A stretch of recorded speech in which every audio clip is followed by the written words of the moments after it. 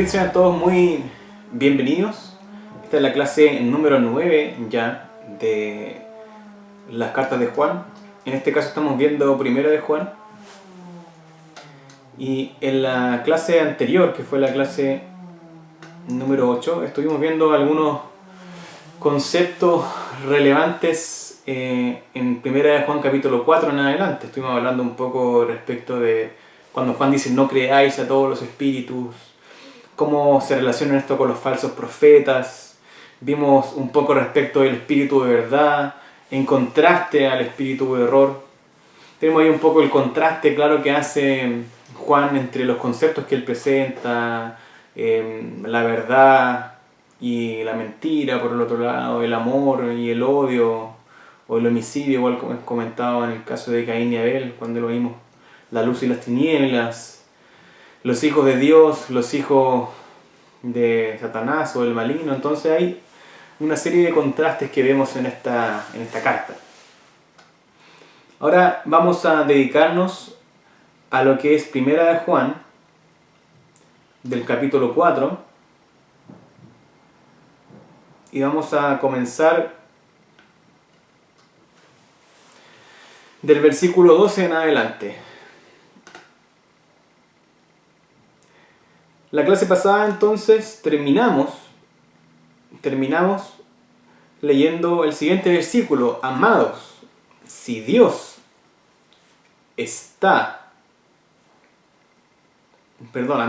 nos amó, también nosotros debemos amarnos unos a otros. Habíamos terminado con la reflexión respecto de la clase pasada, del hecho de que Juan nos llama a amarnos unos a otros, no solamente como un mandamiento nada más, ámense unos a otros, sino que también él trae un cierto argumento, él da una cierta base, y la base no es nada más ni nada menos que lo que ya se había mencionado también un poquito antes en los versículos, que tiene que ver con la entrega de su Hijo, cómo el Padre da a su Hijo en amor por nosotros.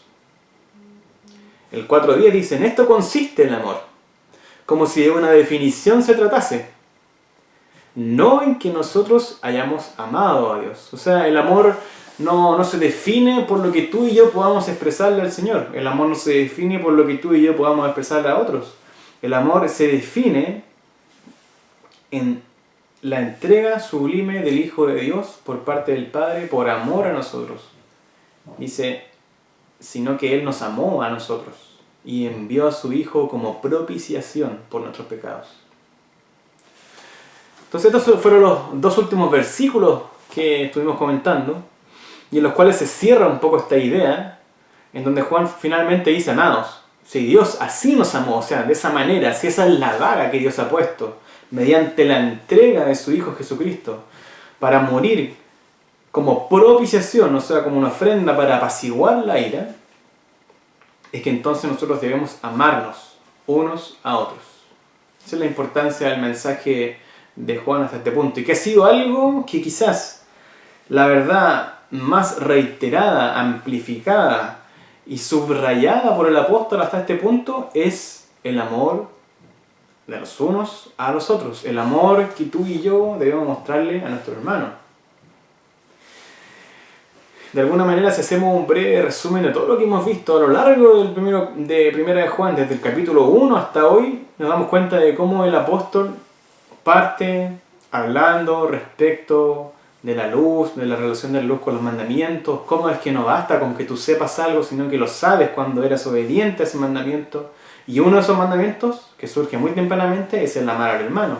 Y ahí luego ese mandamiento se va repitiendo a lo largo de todos los capítulos. Por lo tanto, si pudiésemos resumir un poco la carta o una de las líneas importantes a las cuales el apóstol le da importancia, es el hecho del amor hacia el hermano. El amor hacia el hermano, que es una consecuencia del amor hacia Dios. Entonces en el versículo 12, ahora, y esto sigue esta clase, las primeras palabras que tenemos es: nadie ha visto a Dios jamás. Ya estas palabras un poco evidencian que es el amor con que nos amamos el que en parte hace visible a Dios. Dios por naturaleza es invisible. Dios es espíritu, lo dice Juan en su Evangelio. Y por ende aquí también se nos llama, en el último versículo, a amarnos los unos a los otros. Ahora, ¿por qué razón como pareciera ser que fuera un poco abrupto el que el apóstol dijese a Dios nadie le ha visto jamás? ¿Qué tiene que ver eso con que nos amemos unos a otros? Pues si lo pensamos un momento, tiene mucho que ver. Y tiene mucho que ver porque en la medida que tú y yo nos amamos unos a otros, somos capaces de, con el amor que Dios nos ha dado, amar a nuestros hermanos, respetarnos, cuidarnos. Es que entonces estamos haciendo visible al Dios invisible. Entonces, a Dios nadie le ha visto jamás. Entonces, en consecuencia, es una frase que expresa el hecho de que el amor que nos tenemos los unos a otros va a evidenciar al Dios invisible. El amor visible va a hacer que el Dios invisible se haga patente a los ojos de los demás.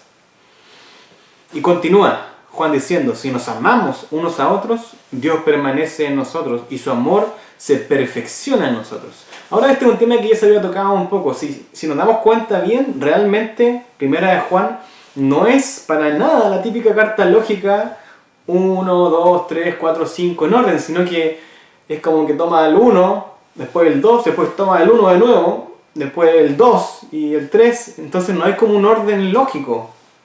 No es tan secuencial, ya lo que vimos en un inicio, y fue un gran desafío interpretativo a la hora de poder introducirnos en este libro. Y nos damos cuenta de cómo muchas palabras comienzan a repetirse de diferentes formas.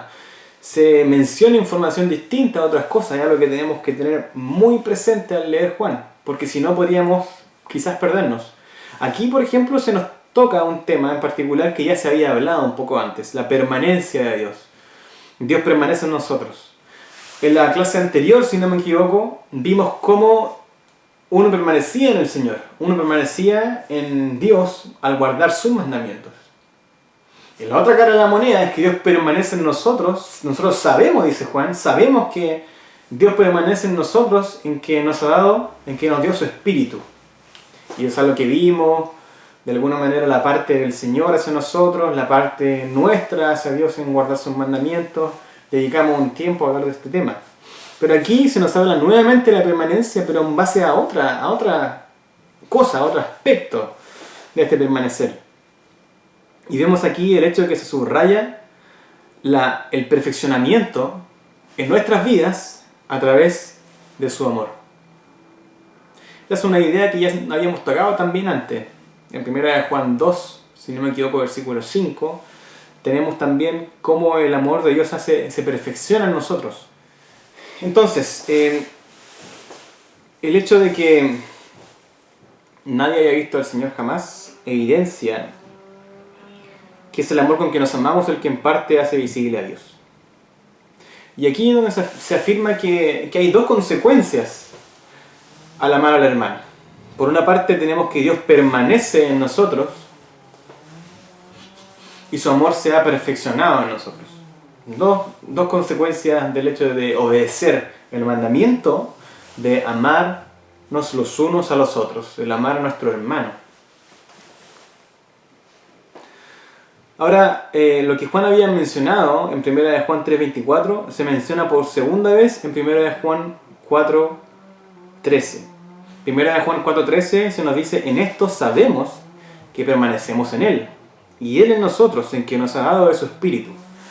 Habíamos mencionado el hecho de que Dios muestra que Él permanece en nosotros, nosotros sabemos que Él permanece en nosotros, porque el Espíritu de Dios es el sello patente, es la señal más fidedigna, es la persona que evidencia que Dios permanece en nosotros. Eso es lo que dice 1 Juan 3:24. Y esta idea nuevamente se repite, se trae nuevamente a la palestra y Juan lo menciona y dice, en esto sabemos que permanecemos en Él y Él en nosotros, en que nos ha dado de su Espíritu. De alguna manera el Espíritu de Dios viene a ser ese vínculo que es uno con nosotros, con nuestro espíritu, y que evidencia que hay una relación entre Dios y la humanidad previamente caída, reconciliada a través de Jesucristo y permaneciendo en Él a través del Espíritu Santo. El permanecer en Dios tiene varias aristas. En la lección anterior vimos por un lado cómo nosotros permanecemos en Él, al guardar sus mandamientos, específicamente amando a nuestros hermanos. Y por el otro, Dios permanece en nosotros, como ya lo mencionamos, teniendo por señal el Espíritu Santo que nos ha sido dado. Primera de Juan 4:15 se habla de otro aspecto relativo al permanecer en Él. Veamos un poquito Primera de Juan capítulo 4, versículo 15. Dice, todo aquel que confiesa que Jesús es el Hijo de Dios, Dios permanece en Él y Él en Dios. Nuestra fe en el Hijo de Dios, por tanto, Juan afirma que al confesar que Jesucristo es el Hijo de Dios, Dios permanece en nosotros y a la vez nosotros en Él. Si nos detenemos a pensar un poco en esto y meditamos, podemos llegar a darnos cuenta que toda persona que finalmente confiesa que Jesús es el Hijo de Dios no es una mera confesión, no es un mero decir, sí, creo que Jesús es el Hijo de Dios, sino que es una confesión que va acompañada con fe. Bíblicamente la confesión o más bien dicho, partamos al revés. En nuestro mundo secular la palabra confesión ha tenido otro significado, se ha torcido de alguna manera, se ha cambiado quizás su significado original.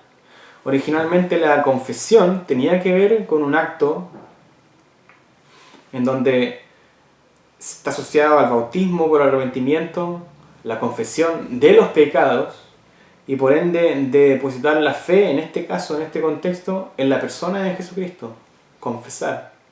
Mientras que tú y yo podemos pensar que confesar está asociado quizá a la idea católica de confesar, del confesionario, cuando la gente va y confiesa sus pecados. Y de alguna manera, entre comillas, sigue viviendo igual. No es el caso aquí. El caso aquí es que todo aquel que confiesa, hay una consecuencia, y la consecuencia es que Dios permanece en él y él en Dios.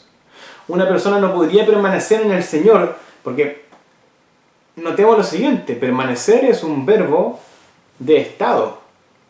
Tú y yo permanecemos en algo cuando en el tiempo nuestra posición no cambia. Estamos ahí fijos. Y aquí se nos dice que estamos en Dios y Dios en Él cuando nosotros confesamos que Jesús es el Hijo de Dios. Por ende, esta confesión tiene que ser sí o sí un aspecto que tiene que ver con nuestras convicciones profundas. No con una mera confesión de boca hacia afuera, sino de lo que realmente tenemos en el corazón. Uno puede decir muchas cosas. Mucha gente puede decir que Jesús es su Señor, quizás, por repetirlo, porque repite esto.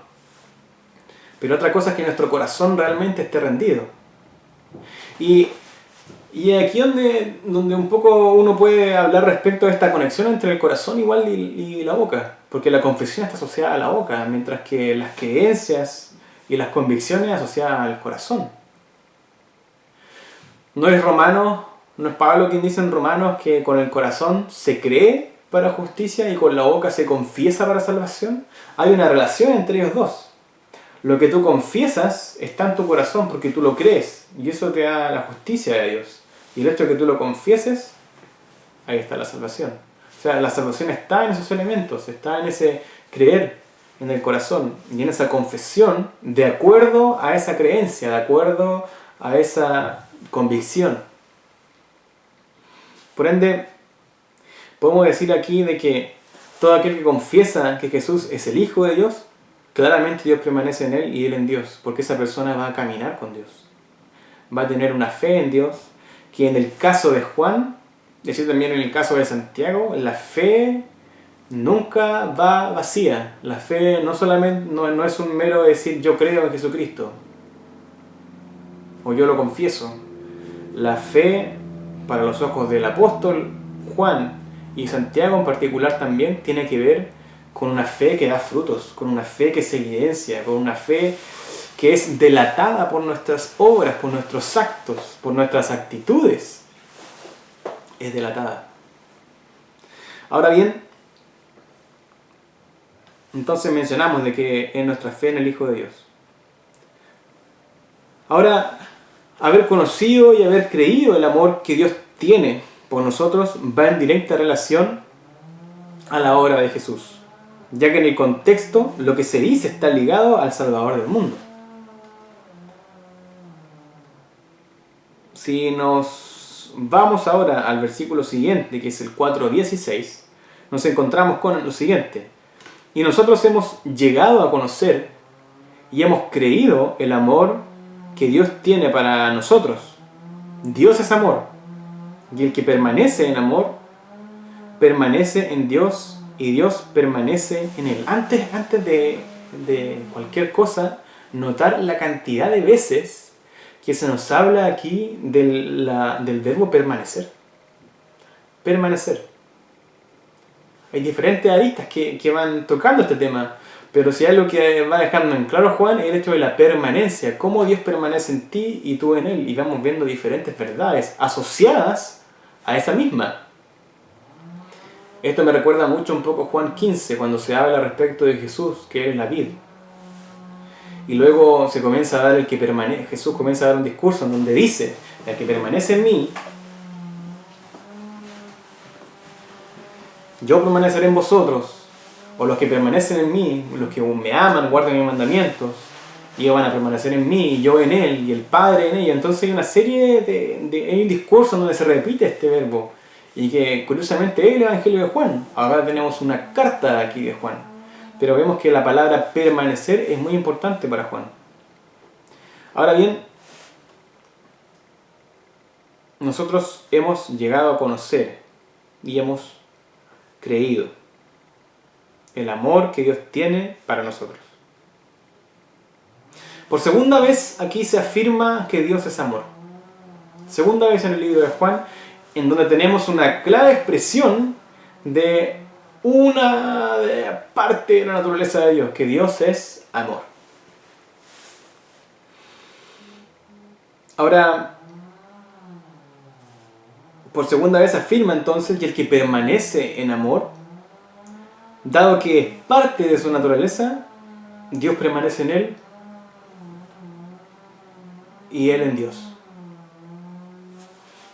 Ahora aquí tenemos quizá una segunda capa respecto de esta verdad. Aquí tenemos un poco el concepto de la permanencia, el permanecer en el Señor, asociado a su naturaleza de amor y a su amor. Porque nos dice: nosotros hemos llegado a conocer y hemos creído el amor que Dios tiene para con nosotros. Dios es amor, y el que permanece en amor, permanece en Dios, y Dios permanece en él. Entonces la pregunta que quizás deberíamos hacernos aquí es: ¿cómo yo permanezco en amor? Y es algo de lo que Juan ha venido hablando de todo su libro. Por eso es que las cosas, esto es como un verdadero rompecabezas de alguna manera. Uno tiene que mirar acá y mirar atrás y volver hacia atrás nuevamente y complementar ideas con lo que dijo anteriormente, con lo que va a decir después. No es que no es que en el caso de Juan todo lo referente al permanecer en él esté compaginado y compactado en un par de versículos. Ojalá fuese así. Quizá a muchos nos acomoda el orden, el tener todas las cosas acá, el que los lápices estén aquí, el que los cuadernos estén acá, no tener lápices y cuadernos.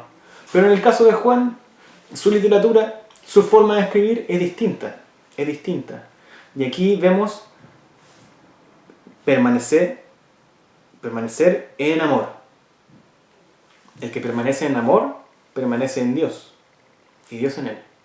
Ahora, más allá de responder específicamente a la consulta del por qué o el cómo uno permanece en amor, lo que sí podemos decir es que el permanecer en amor, el que yo esté situado en un estado en donde yo estoy en total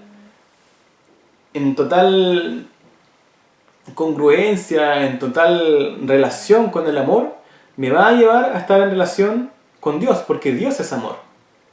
Finalmente, Dios es amor. Como Dios es amor en su naturaleza, cuando mi vida muestra de su amor, cuando yo amo a mi hermano, cuando yo amo al Señor y guardo sus mandamientos, es que entonces yo permanezco en su amor. Entonces, volviendo a lo que nos plantea el versículo 16 del capítulo 4 de Primera de Juan, tenemos que Dios es amor.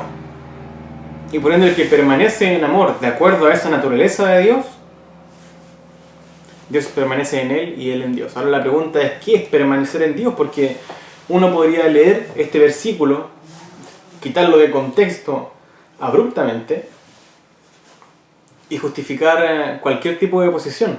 Por tal, Dios es amor, como vimos la vez pasada. Pero sin embargo tenemos que ver y notar en qué contexto se dan estas palabras.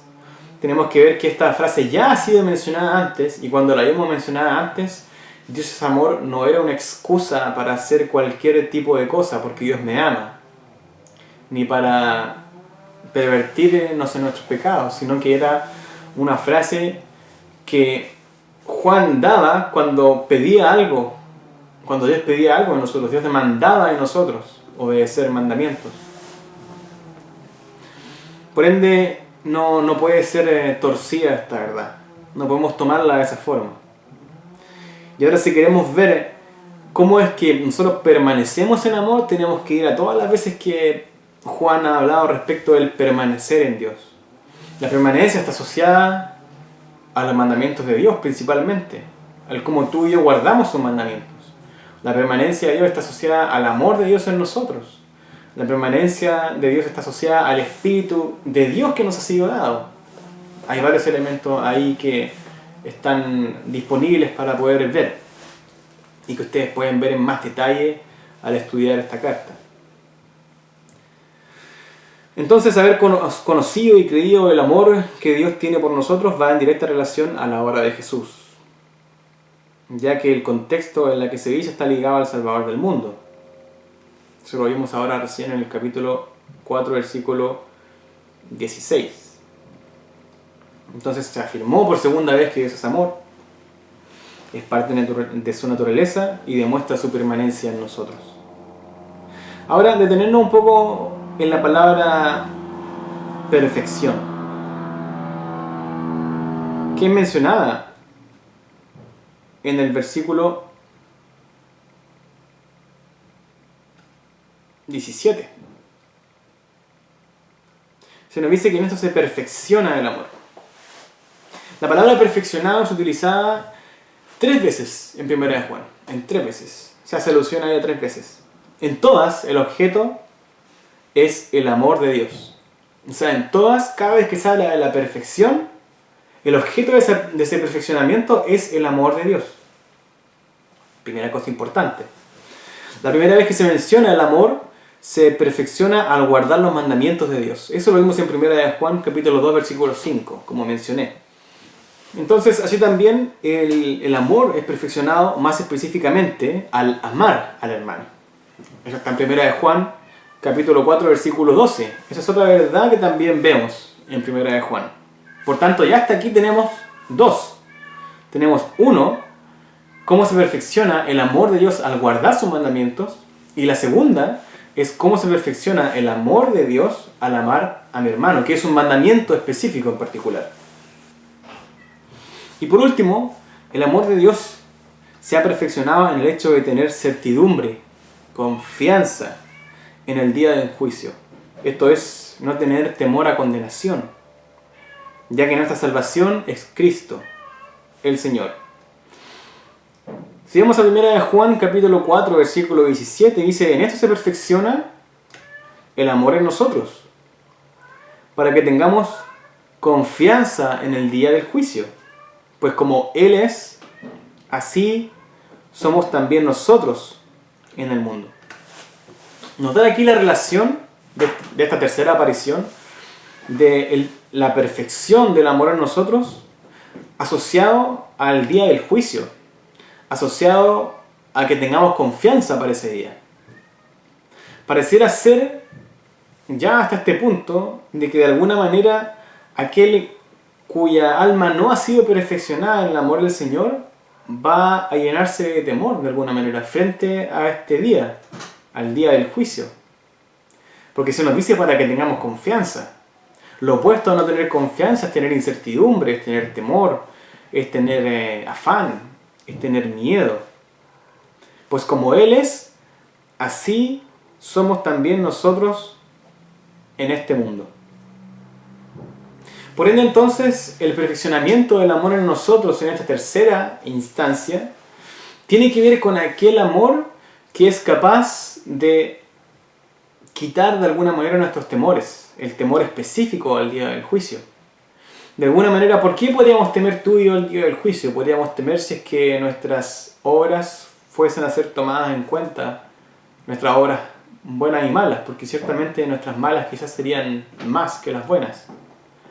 Pero sin embargo nuestra confianza no está en nosotros mismos, no está en lo que hayamos o no hayamos hecho. Nuestra confianza está, como dice acá, pues como Él es. Así somos también nosotros en este mundo. Nuestra confianza está en que nuestros pecados han sido lavados, hemos sido perdonados, hemos sido limpiados y que abogado tenemos para con el Padre Jesucristo el justo. Verdad mencionada ya en 1 de Juan capítulo 1. Entonces es perfeccionado el amor al traernos confianza para el día del juicio, a que estemos tranquilos, que tengamos paz, descansemos en la persona de Jesucristo. Y luego dice en el 18, lo que ya se había dejado un poco entrever, la idea respecto un poco del temor. En el amor no hay temor. Entonces nos damos cuenta que claramente tenía que ver un poco con eso, para que tengamos confianza. El perfeccionamiento del amor de Dios en nosotros es para que tengamos confianza, para que lo obedezcamos. Pero si no tenemos confianza, entonces hay temor. Y el 4.18 menciona esa verdad. En el amor no hay temor, sino que el perfecto amor echa fuera del temor. Porque el temor involucra castigo. En el que teme no es hecho perfecto en el amor. Aquí un poco Juan profundiza respecto de la idea que veníamos un poco comentando ya. Él dice, el perfecto amor echa fuera el temor. El único amor que hemos visto hasta ahora, perfecto y sublime, es la manifestación del amor de Dios mediante la entrega de su Hijo Jesucristo en propiciación por nuestros pecados. Este es el perfecto amor que es derramado en nuestros corazones por el Espíritu Santo de Dios, que nos ha sido dado como prueba de que Dios permanece en nosotros. Son todas estas verdades que Juan ha ido revelando. Ahora, en el amor no hay temor, porque este perfecto amor no deja espacio para este temor. No deja espacio. Entonces el amor llega a madurar o se perfecciona, porque en el fondo la perfección no tiene que ver con que no hayan errores, sino que la perfección tiene que ver con que ha llegado a un momento de madurez, de que está completo, de que está íntegro, aunque no le falta nada. El amor de Dios en nosotros llega a esa madurez cuando tú y yo no tenemos temor respecto del día del juicio. Aquí el contexto es el día del juicio, porque aquí luego Juan dice, porque el temor involucra castigo. ¿Por qué el temor involucra castigo? Porque el castigo tiene que ver con alguna mala actitud, alguna mala obra, algo que merece una disciplina, que merece una corrección. Pero si tú y yo no somos contados por nuestras malas obras, no podemos ser castigados. De ahí que el perfecto amor involucra el perdón, involucra el adjudicarse la justicia de otro, que tiene que ver con Jesucristo, con su sacrificio, no con nuestras obras. Y el que teme no es hecho perfecto en el amor. Claro, Juan profundiza en el hecho de que aquella persona que tiene temor respecto del día del juicio no ha sido hecho aún perfecto en el amor. Porque el hecho de que seas perfecto en el amor involucra no tener temor.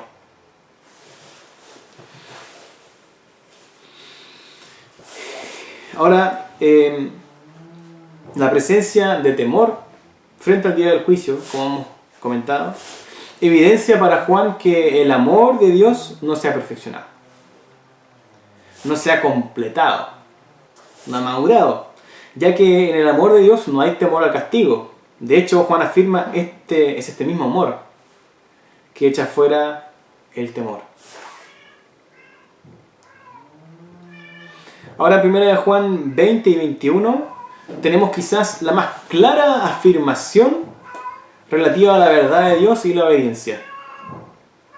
Se nos dice lo siguiente.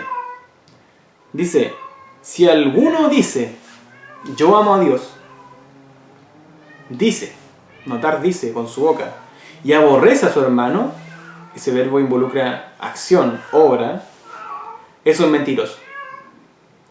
Eso es mentiroso porque el que no ama a su hermano, a quien ha visto, dice Juan, no puede amar a Dios a quien no ha visto. Y este mandamiento tenemos de él. Que el que ama a Dios, ame también a su hermano. En estos dos versículos tenemos quizás la expresión más fuerte y memorable y que queda más grabada en nuestra retina respecto del amor, la relación del amor y los mandamientos. La relación entre lo que tú dices y lo que tú haces. Porque aquí se nos dice, si alguno dice con su boca que ama a Dios, yo amo al Señor, de nada sirve, dice Juan. Esto no está conversando, no hay una relación, no hay una coherencia, porque por otro lado aborreces a tu hermano. Entonces eres un mentiroso.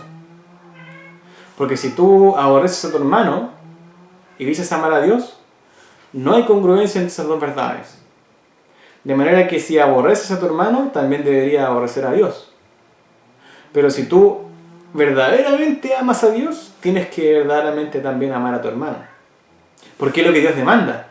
El amor de Dios, el amor a Dios, demanda acción, demanda obediencia. Y si uno de esos mandamientos es que tú ames a tu hermano, es que entonces sigue a que tú ames a Dios, el que ames a tu hermano. Y aquí es donde se establece una relación un tanto más clara por parte de Juan. Y es donde él dice, tú a tu hermano lo ves y no lo amas. Porque si tu hermano que tú lo ves, no lo amas, ¿cómo podrías amar a Dios a quien ni siquiera has visto? Juan demuestra que no es lo importante lo que podemos decir, cuánto digamos amar a Dios, porque finalmente lo que importa es la obra que demuestra nuestro amor. No es que importe la obra sola, sino que importa la obra que demuestra lo que decimos. De ahí que resulte vano afirmar que amamos a Dios, pero no amamos a nuestro hermano. El amar a Dios tiene como consecuencia directa el amar al hermano. Si a nuestros hermanos, quienes vemos, con quienes tenemos contacto a través de nuestros sentidos, no los amamos, difícilmente amaríamos al Señor, con quien no tenemos un contacto directo a través de la vista o alguno de nuestros sentidos. Llámese los 5 sentidos. Es entonces que este capítulo 4 termina de esta manera. Y este mandamiento tenemos de él, que el que ama a Dios, ame también a su hermano. Yo creo que ya he perdido las cuentas de la cantidad de veces que el apóstol Juan ha terminado alguna sección diciendo, por tanto, ese es el mandamiento, amen a su hermano, ámense los unos a los otros. Yo creo que se ha dicho por lo menos unas 6 veces, si es que no más. Algunos de ustedes quizás puedan dedicar mucho más tiempo y enfocarse específicamente en ver cuántas veces, directa o indirectamente, Juan le escribe a las iglesias diciéndoles el mandamiento de que se amen los unos a los otros. Van a darse cuenta que son muchas las veces que esto se da. Es así entonces como pasamos ahora al capítulo 5 de Juan, el último capítulo de Primera de Juan. Si amamos a Dios Padre, quien engendra hijos, hemos también de amar a los que son engendrados por Él. Se nos presenta aquí otra idea, un cambio de idea respecto de lo que Juan viene hablando. Juan dice, todo aquel que cree que Jesús es el Cristo, es nacido de Dios. Y todo aquel que ama al Padre, ama al que ha nacido de Él. De alguna manera es también lo que venimos hablando. Juan está repitiendo, en otras palabras, algo que ya se viene hablando. Si nos detenemos un poco en esta parte, todo aquel que ama al Padre, ama al que ha nacido de Él. Y antes se nos dice, todo aquel que cree que Jesús es el Cristo es nacido de Él. Tenemos lo siguiente, a través de Jesucristo, creyendo en Él, depositando nuestra confianza en Él, entregando nuestra vida a Él, nacemos de Dios. Eso estamos claros. Hablamos en otra clase anterior a esta respecto del nuevo nacimiento, respecto a lo que Juan dice. No voy a hablar del nuevo nacimiento en este caso, sino simplemente decir de que aquellos que creen en Jesucristo nacen de nuevo. Es nacido de Dios, nos dice Juan. Ahora, todo aquel que ama al Padre, ama al que ha nacido de Él. ¿Quiénes son los que han nacido de Él? De acuerdo a este mismo versículo, son aquellos que han creído en Jesucristo. ¿Y quiénes son aquellos? En otras palabras, son nuestros hermanos. O sea, en el fondo, los que han nacido de Él no es sino una frase para referirse a aquellos que son nuestros hermanos en Cristo, que son hijos de un mismo Padre, que han nacido también de Dios, a través de Jesucristo. No es otra cosa.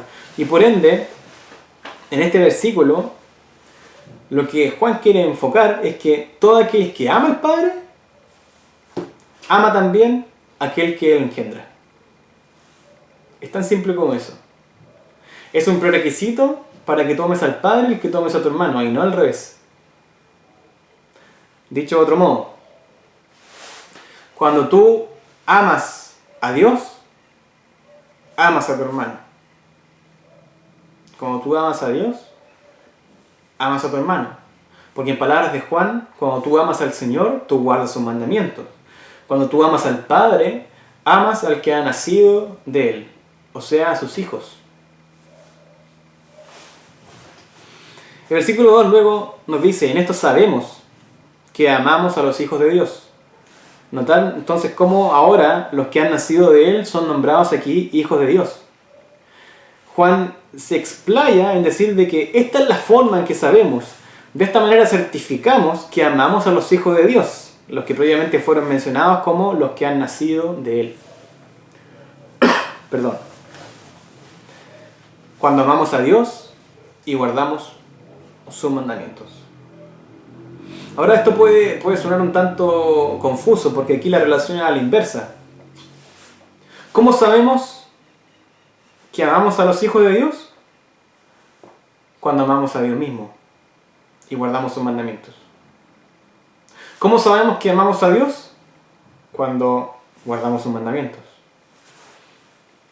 Si se fijan en la mentalidad de Juan, el amor, no hay forma de que el amor no esté relacionado a una acción de nuestra parte, a la obediencia a un mandamiento. El amor está totalmente ligado en el concepto de Juan a la obediencia y a los mandamientos de Dios, de tal manera de que no habría amor. El amor no sería amor si es que no estuviese relacionado con una demanda hacia nuestras vidas por obedecer mandamientos. Aquí es el amar los unos a los otros, expresado en el amor a los hijos de Dios. Sabemos que amamos a los hijos de Dios cuando amamos a Dios. O sea, dicho en palabras más simples,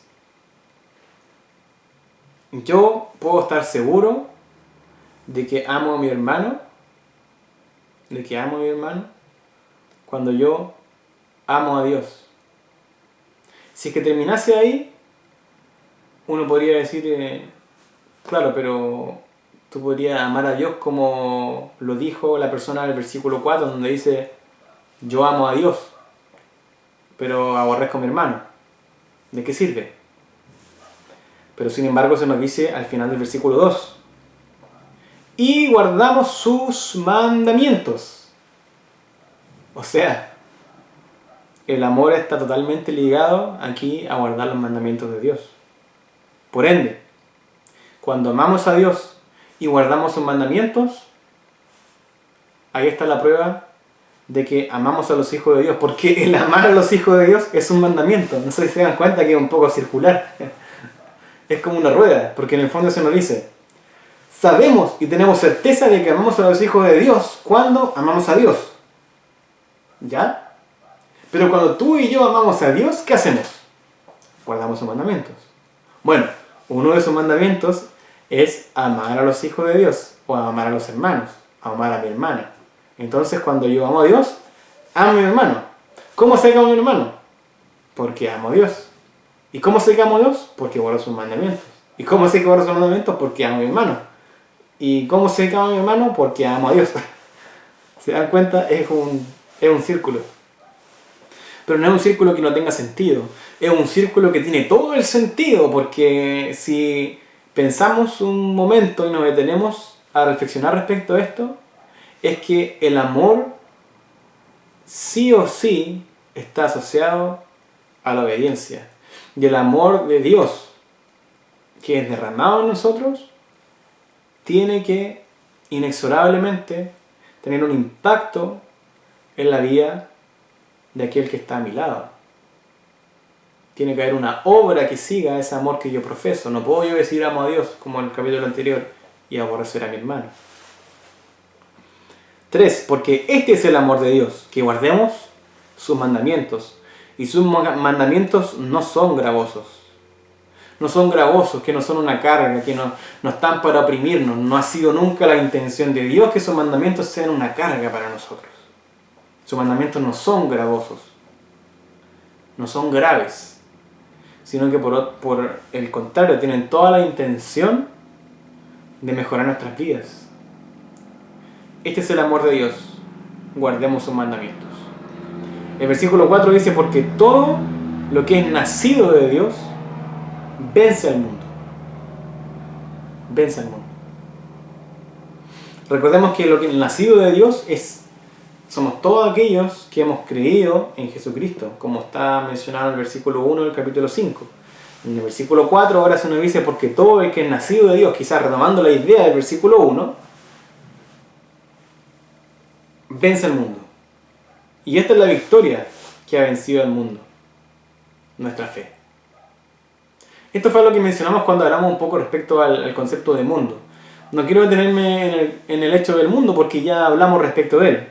Pero sí detenerme en el hecho de afirmar una vez más de que es nuestra fe, en nuestra confesión, nuestra creencia en Jesucristo como Señor y Salvador, y esa certidumbre y esa fe que obra, que se expresa en acciones, esa fe en la que vence al mundo, a este mundo que es una corriente que arrastra. Esa es nuestra victoria. Hemos nacido de nuevo. Tenemos una fe en Jesús, que Él es el Cristo. Y hemos, por tanto, nacido de nuevo. Y luego se cierra esta parte. Y con esto vamos a ir finalizando. El versículo 5 del capítulo 5, primera de Juan, se nos dice: ¿y quién es el que vence al mundo sino el que cree que Jesús es el Hijo de Dios? Con esa verdad se cierra esta parte. Porque finalmente, tú y yo vencemos al mundo, no con nuestras fuerzas, no con la nueva claridad o luz o verdad o revelación que podamos tener de Dios, sino que vencemos al mundo por causa de una persona, Jesucristo, el Hijo de Dios. Y vencemos al mundo porque hemos creído, hemos depositado nuestra fe en esa persona, que es Jesús, el Hijo de Dios.